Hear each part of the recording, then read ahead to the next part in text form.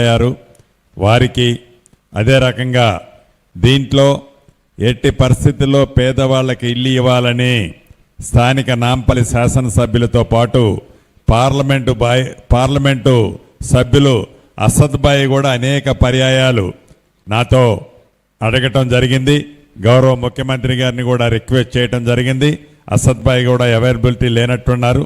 వారికి ఈ కార్యక్రమంలో పాలు పంచుకుంటున్న నా తోబుట్టువులైన ఆడబిడ్డలు, అన్నదమ్ములు, మీడియా మిత్రులు అందరికీ హృదయపూర్వక నమస్కారాలు. సలాములేకుం. స్థానిక శాసనసభ్యులు ఇంతకుముందు చెప్పినట్లు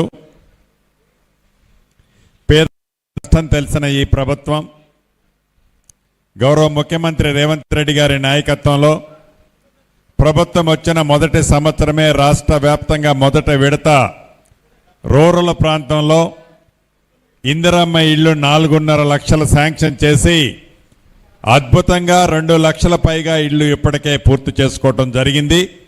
రాష్ట్ర ప్రభుత్వ పక్షాన ప్రతి ఇంటికి 5 లక్షల రూపాయలు ఇచ్చాం.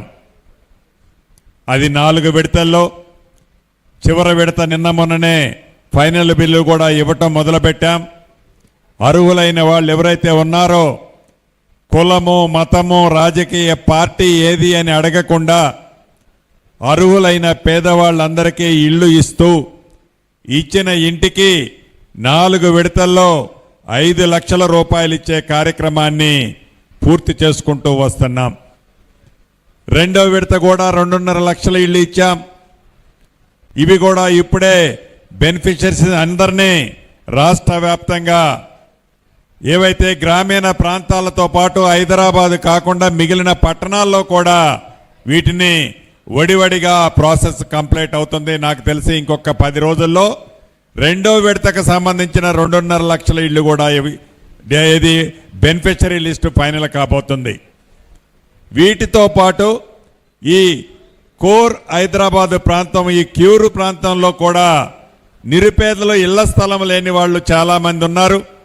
ఇళ్ల స్థలం లేని వారు వాళ్ళు జీవనోపాధిగా ఎక్కడైతే జీవనోపాధి కోసం నివసిస్తున్నారో, ఎక్కడైతే వారికి పనులుంటాయో పనులుండే దగ్గర ఆ మురికి కుంపట్లో వారు నివసిస్తున్నారో వారికి కూడా మెరుగైన జీవితాన్ని ఇవ్వాలని, వారి కోరిక చిన్న ఇల్లు కట్టుకోవాలనే కోరిక ఏదైతే ఉందో ఆ కోరికను నెరవేర్చాలని, పూర్తి చేయాలని గౌరవ ముఖ్యమంత్రి రేవంత్ రెడ్డి గారి నాయకత్వంలోని ఈ ప్రభుత్వం అన్ని విధాలా ఆలోచించి, ప్రభుత్వానికి డబ్బే ముఖ్యం కాదు, ఆస్తులు అమ్మి ప్రభుత్వం డబ్బు పోగు చేసుకోవటం ముఖ్యం కాదు, పేదవాడి ఆత్మ గౌరవానికి చిహ్నంగా ఇళ్ళు ఇచ్చి తీరాల్సిందే.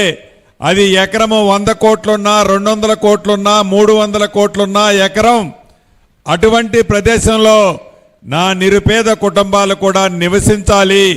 వాళ్ళు కాలరెగరేసుకొని జీవించే విధంగా వాళ్ళకి ఇల్లు కట్టివ్వాలని ఈ రాష్ట్ర ప్రభుత్వం నిర్ణయం తీసుకొని ప్రతి నియోజకవర్గంలో ఏదైతే 1,00,000 ఇళ్ళు శాంక్షన్ చేశామో ఈ క్యూరు ప్రాంతంలో మొదటి విడత ప్రతి నియోజకవర్గంలో 500 సుమారుగా అంటే 480 ఇళ్ళు చొప్పున ఇప్పటికే 16 నియోజకవర్గాలలో స్థలాలు సేకరించి ఆ సేకరించిన 16 నియోజకవర్గాల్లో టెండర్లు కూడా ఫైనల్ చేశాం.